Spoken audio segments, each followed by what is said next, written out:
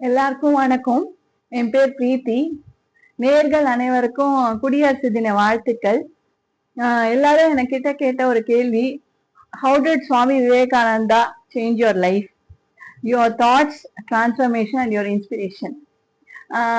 எப்படி வந்து சுவாமி விவேகானந்தர் இன்ஸ்பயர் பண்ணாரு அப்படின்னு கேட்டிருக்காங்க ஒரு கேள்விய. முதல் பாயிண்ட் வந்து ஸ்பிரிச்சுவல் அவேக்கனிங், ரெண்டாவது பாயிண்ட் வந்து மெடிடேஷன், மூணாவது பாயிண்ட் கான்சியஸ் ஆக்டிவிட்டி, நாலாவது பாயிண்ட் பாசிட்டிவ் திங்கிங், அஞ்சாவது பாயிண்ட் செல்ஃப்லெஸ் ஒர்க், பலன் எதிர்பார்க்காம வேலை செய்யறது, அப்புறம் லவ் டுவர்ட்ஸ் யுவர் கண்ட்ரி, அதுக்கப்புறம் கொள்கைகள், அதாவது 5 கொள்கைகள். முதல் கொள்கை வந்து நம்ம ரூபா நோட்லயே இருக்கு, உண்மையை பேசணும், ஃபர்கிவ்னஸ், அதுக்கப்புறம் லவ், அப்புறம் சர்வீஸ், அஞ்சாவது வந்து செல்ஃப் பிலீஃப், அதுக்கப்புறம் எட்டாவது வந்து ஃபர்கெட். நம்ம வந்து எதை மறக்கணும்னா நம்ம மற்றவங்களுக்கு செஞ்ச நன்மையை மறக்கணும், அப்புறம் மற்றவங்க நமக்கு செஞ்ச தீமையும் நம்ம மறக்கணும்.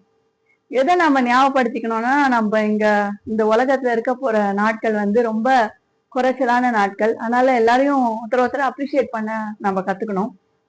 அதுக்கப்புறம் எப்பயுமே சியர்ஃபுல்லா இருக்கணும், ஏன்னா ஆன்மீகமே வந்து ஆனந்தம். அதனால எப்பயுமே சியர்ஃபுல்லா இருக்கணும். அதுக்கப்புறமா வந்து டைம் இஸ் லைஃப், அதனால உங்க நேரத்தை வீணாக்காம கண்டிப்பா நீங்க ராமகிருஷ்ணா மட் லைப்ரரி வரணும்னு நான் உங்களோட அன்போட வேண்டிக்கிறேன்.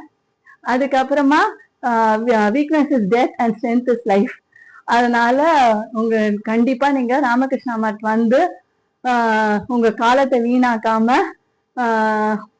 தேசத்துக்கு வந்து தியாகத்தோடையும் சேவையோடும் சர்வீஸ் பண்ணணும்னு வேண்டிக்கிறேன். நன்றி, வணக்கம்.